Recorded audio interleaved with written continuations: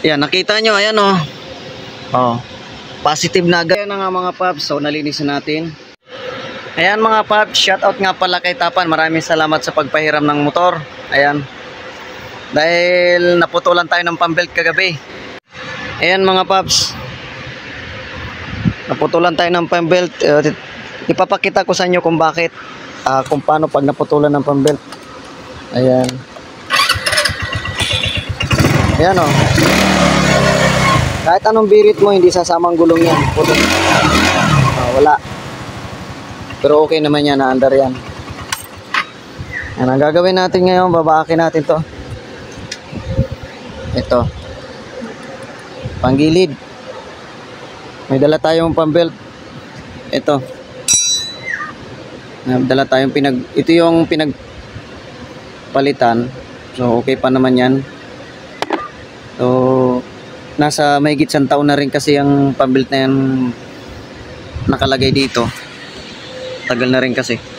Ayan, nakita nyo, ayan o. Oh, positive na agad na pambelt eh. Ayan o. Ayan o, nalaglag na dito sa butas. Ayan o, ibutas kasi dito. Ayan o, nalaglag na.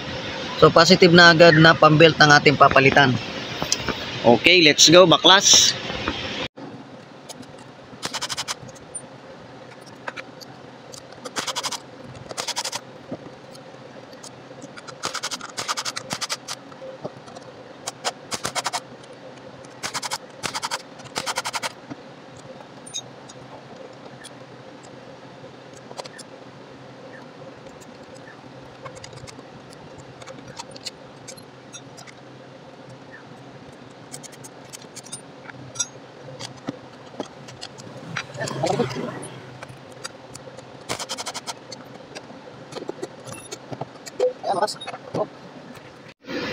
Ayan mga paps, so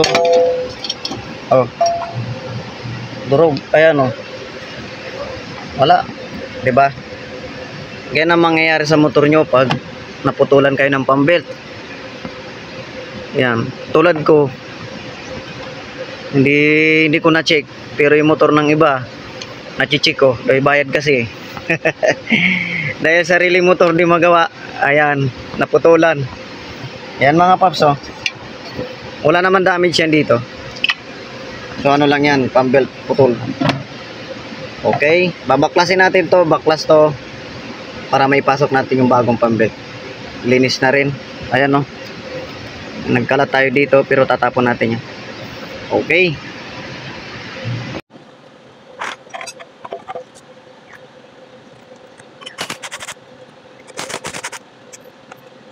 Yan.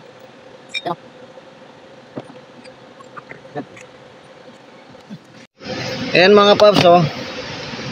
Ayan yung mga naputol na pambelt, sumiksik na sa loob nito.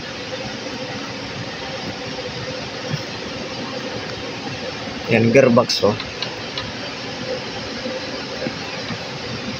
Ayan, ito yung kanyang bola. Ayan. Ayan, iinisan na rin natin yan. Ito yung kanyang clutch bell. Oh, yan.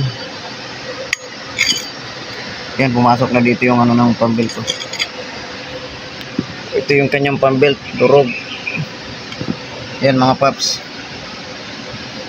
So lilinisan natin to ng punas-punas lang muna.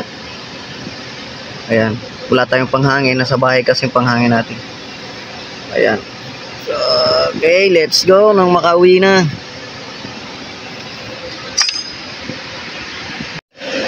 At ayan na nga mga paps, so nalinisan natin. Mayroon tayong baong basang-basahan. Ayan, ngayon may baon tayong grasa. Lalagyan natin yung grasa yung part ng bearing. Ayan, yung bearing lang ha, itong bearing. Itong kabila. Pero yung sa may drive piece hindi na.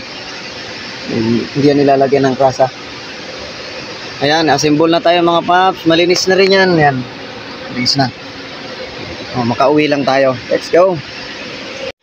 At ayan na nga mga paps, nakabit na natin. Testing na tayo.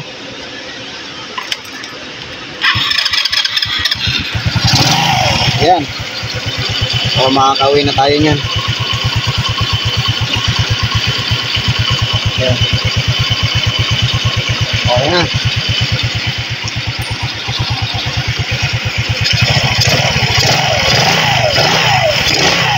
Tama na yan. Hindi lang natin mapirsa kasi nakalapat yung gulong natin. Naka-high kasi yung clutch, yung shock. So pag binirit natin baka tumakbo to. Pero okay na yung mga pads, makakalis na tayo. Okay na. Let's go. Takip na natin itong crank case. Okay, let's go. Ayan mga pads, nakatapos din tayo. Okay na. Ayan o, umaandar na siya. Ayan.